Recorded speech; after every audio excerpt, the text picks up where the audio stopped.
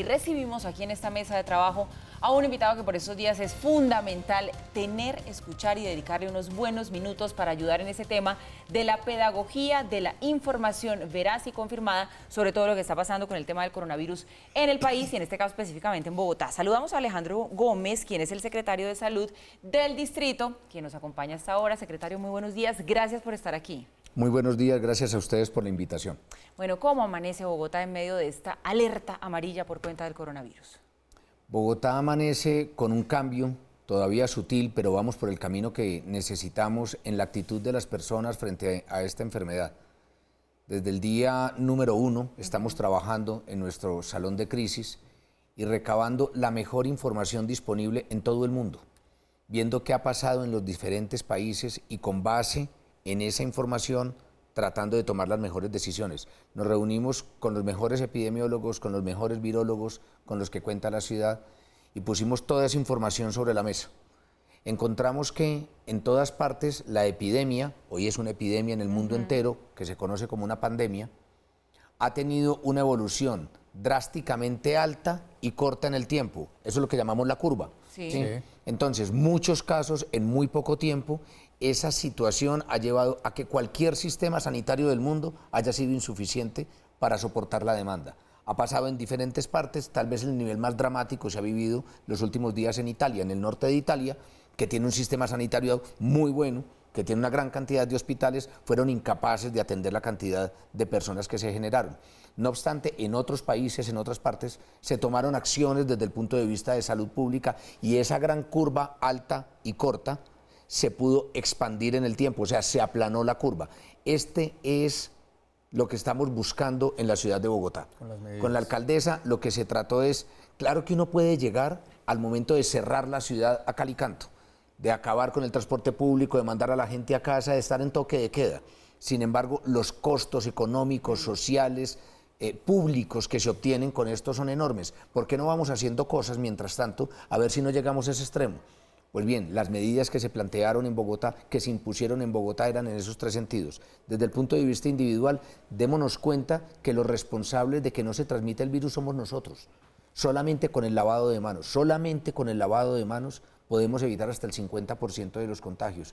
De ahí la rutina que propusimos desde el día de ayer, de que lo hagamos cada 3 horas, de que de la mano de los medios de comunicación, de los empresarios, del comercio, cada 3 horas mandemos una alerta y las personas vayan y se laven las manos a conciencia. Con esto solo vamos a lograr el 50% de la prevención de contagios. Pero otras cosas que dijimos es, a los sitios de trabajo espaciemos la entrada de la gente.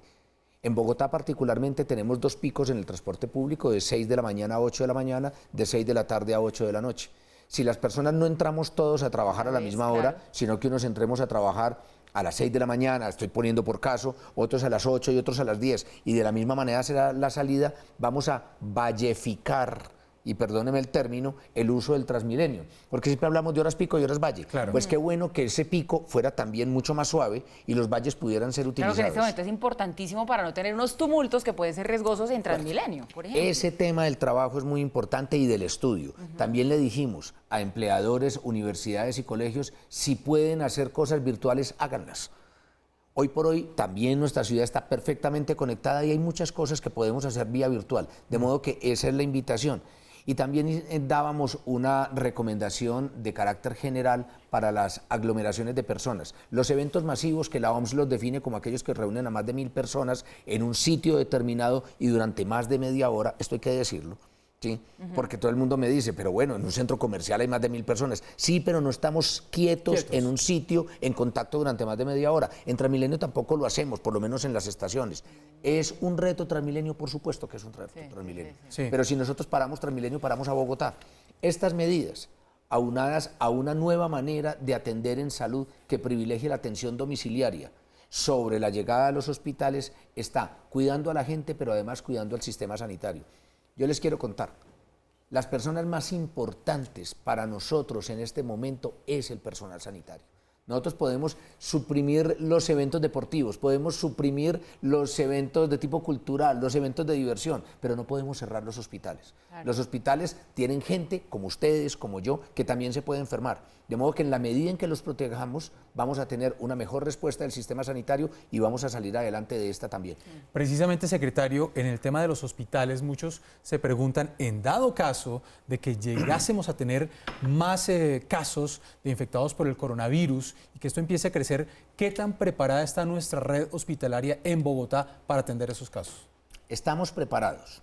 Normalmente el sistema de salud responde muy bien en los servicios de urgencias. O sea, en urgencias casi que podemos crecer infinitamente. Lo hemos hecho en todos los eventos en que se nos ha puesto a prueba esta condición.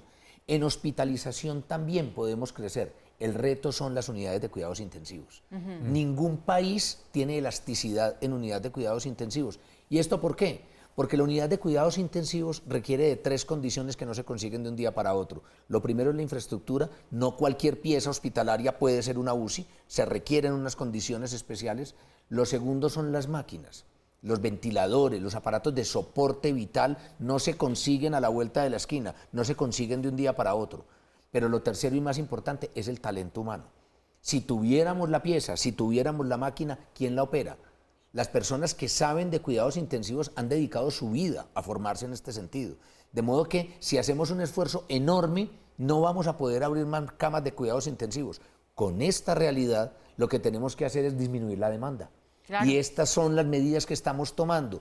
Si llegamos a tener 40, 50, 200, 300 casos de contagiados, 1000 casos de contagiados, eso nos habla de un porcentaje que van a terminar en UCI. Con 1000 casos de contagiados no tenemos ningún problema. Bogotá puede responder perfectamente. Claro. Lo que no queremos es tener una Italia, que de un momento a otro se pase de 3 casos a 15.000 casos. Claro, y por eso se toman entonces esas medidas tan drásticas desde ya, para evitar justamente ese colapso que usted nos está describiendo bastante bien. Secretario, ¿cuáles son los síntomas del coronavirus? Porque la gente está muy confundida con eso. Como le dicen, esto empieza igualito que una gripa. Entonces la gente se pregunta cuándo hay que alarmarse y decir, esto que me está pasando no es una gripa normal. Y es un reto enorme que tienen ustedes como medios de comunicación y que tenemos nosotros como autoridad sanitaria. ¿Cómo lo diferenciamos? No se diferencia. No se diferencia. Es una infección respiratoria como todas las otras que tenemos. Miren, en Bogotá nosotros hacemos permanentemente, cuando tenemos problemas de carácter respiratorio, lo que llamamos un panel viral. Sí. O sea, revisamos si usted que tiene un resfriado tiene uno de estos 14 virus. Hay 14 virus que generan infecciones respiratorias normalmente, todos los días. Este es el número 15. ¿Qué tipo de infección respiratoria tiene? Una similar a todas las otras 14. Rinorrea, tos, malestar general, algo de fiebre baja, ¿sí? Y pues el malestar que acompaña a un síndrome respiratorio, el COVID es igual. ¿Cuándo tenemos que tener un signo de alarma? En este caso y en todos los otros. Cuando tenemos, en el caso de niñas y niños menores de 5 años, sobre todo en aquellos que son asmáticos o tienen problemas congénitos, problemas de dificultad respiratoria, les silba el pecho, se le comprimen las costillitas a los niños, todos lo hemos visto tal vez los que hemos tenido menores, se le cambia de coloración los labios, ese niño está en una dificultad respiratoria seria, ese niño debería consultar. Y las personas mayores cuando tienen complicación a los cuadros preexistentes. Pero ¿qué propuso Bogotá? Y logramos un acuerdo institucional que creemos es inédito. Como uno de los problemas para atender los temas de salud pública es el aseguramiento. Ustedes pueden vivir alguno en un edificio. En ese edificio están todas las aseguradoras. Sí. Porque en el apartamento X hay una, en el apartamento B hay otra, en el apartamento C hay otra. Entonces, ir las aseguradoras a cada uno de los apartamentos, pues no tiene ninguna lógica, ninguna eficiencia. Nos sentamos con las presidencias y las gerencias de las aseguradoras y les dijimos, partámonos la ciudad, hagamos una cosa que no se ha hecho. Si usted tiene 500.000 afiliados y yo tengo 1 millón de afiliados, vamos a prorratear esa proporción de la población colombiana y usted me atiende, por ejemplo, Usaquén, y yo atiendo Suba, y atienda usted en Gativá y Fontibón. Ese fue un acuerdo en el que nos dijeron inmediatamente, listo, le jugamos, secretario, le jugamos, alcaldesa, diga qué hay que hacer. Estamos haciendo el arreglo, llegamos a una conclusión después en que no era bueno que fuera Famisanar a una parte con unos carritos y que fuera Sura a otro y que fuera Colsubsidio a otro y que fuera la otra parte, sino que dijeron, hagamos otra cosa, secretario, juntemos la plata. Si a mí me toca poner 10 carros y a usted le toca poner 20 y a usted le toca poner 30, yo pongo la plata que valen 30 carros en una bolsa común y lo gestionamos todo desde esa bolsa común y lo vamos a hacer desde el 123. Eso Y entonces ya está funcionando así. ya está funcionando. No tenemos los 100 carros que queremos tener. Espero tener los 100 carros de aquí al lunes. Pero hoy ya tenemos 20 equipos que están recorriendo la ciudad.